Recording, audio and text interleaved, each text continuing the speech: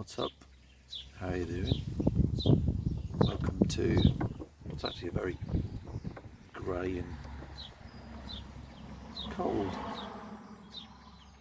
part of East Anglia, which was lovely and sunny this morning when I was up in Norwich for a few hours. Anyway, my reason for posting is this, and I've been dying to say this for a few days now because it was leaked early, but as you can see, I'm wearing my vintage for a reason, because I've seen now a new strip has come out with the sponsor on the front, sealer, seller, whatever they want to call it, some Saudi, what is it, the events managers or something or other. Well, they're not betting anymore, so I haven't got that stupid horrible blue fun 88 shite written on the front. Now I'm pleased about that because the missus keeps coming, oh here he is, Fanboy 3, she says. Oh, your Fanboy 3 shirt on. I'm like, good, I don't have to fucking worry about another Fanboy 3 shirt anymore. I mean, nothing against the band, God bless him, Terry Hall, you know, lunatics taking over the asylum. Well, they did for 15 fucking years. Look at the idiots we had with Rude Kid and the other twats. But that's all past us now, and we've only got one bit left to get rid of now. That's the shirt suppliers. But even then, do you know, I've got to say to them, Castore, whatever they're called, thank you. Thank you for listening to people. Now, I'd said that this top, if we got Umbro back, they could get away with doing this because Southampton had something very similar a few years ago with their Keegan. It was a red shirt with a big white panel through the middle. Well, rank Xerox anyway, for those of you from the 80s, old my age, you can remember that top.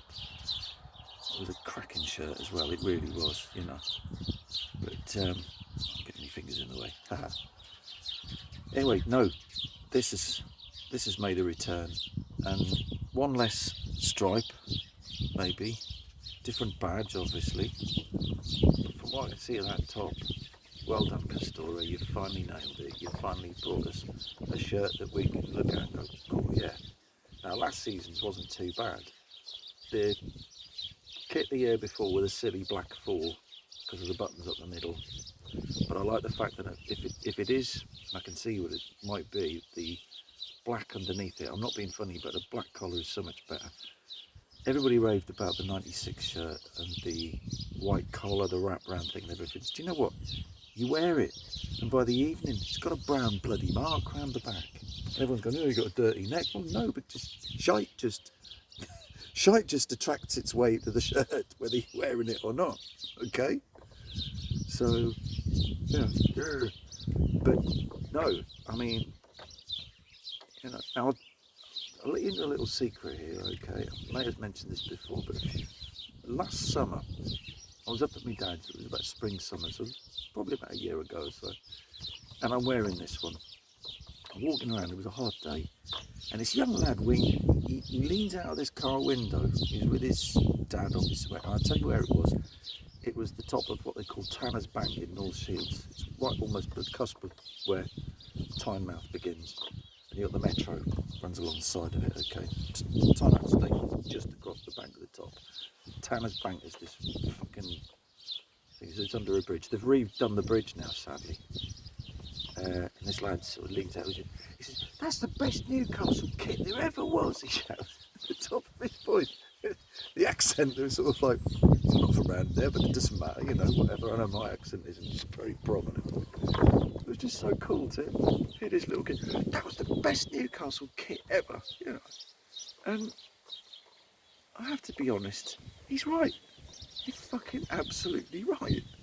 Now the previous kit to this one, the 80-83, was, it's like as someone said, it was too far, it was too retro for its time. By the time 1980 company got the 80s, there was this 70s looking shirt with the Umbro diamonds down the side, which just looked a little bit out of place.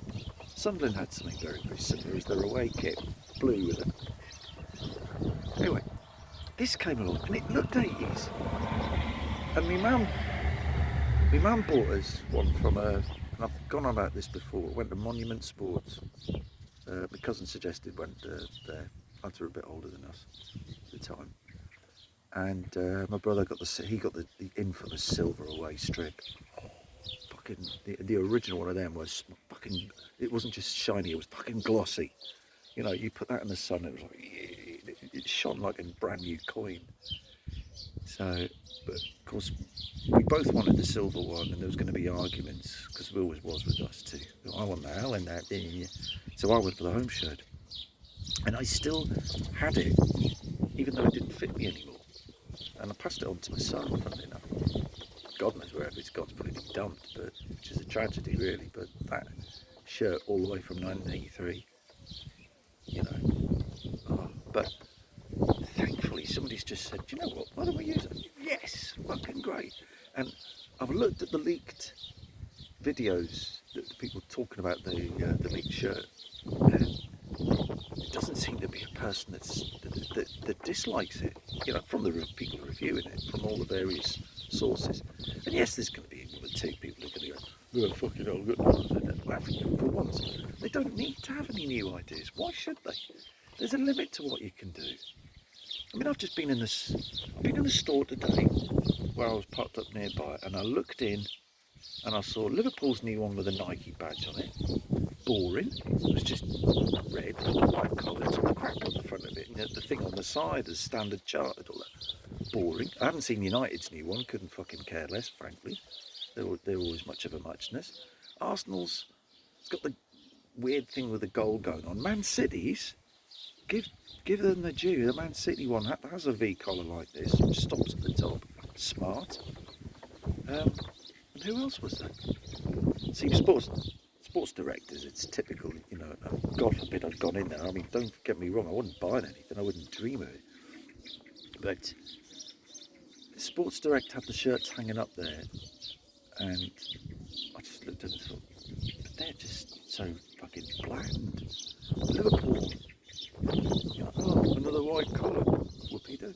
So designers, I think, are wrapping themselves up in knots by not coming up with fresh ideas. And we're lucky that, you know, for once this season, it's a shame this strip cannot hang over like they used to, where you get 4 or 5 years out of a kid. This one, if people do the research on this, came out in '83, and I had the blue star for a couple of years that you can see, that one. Then it switched to greenalls. So I think we had greenalls for about 3 seasons, and this shirt lasted 5 years.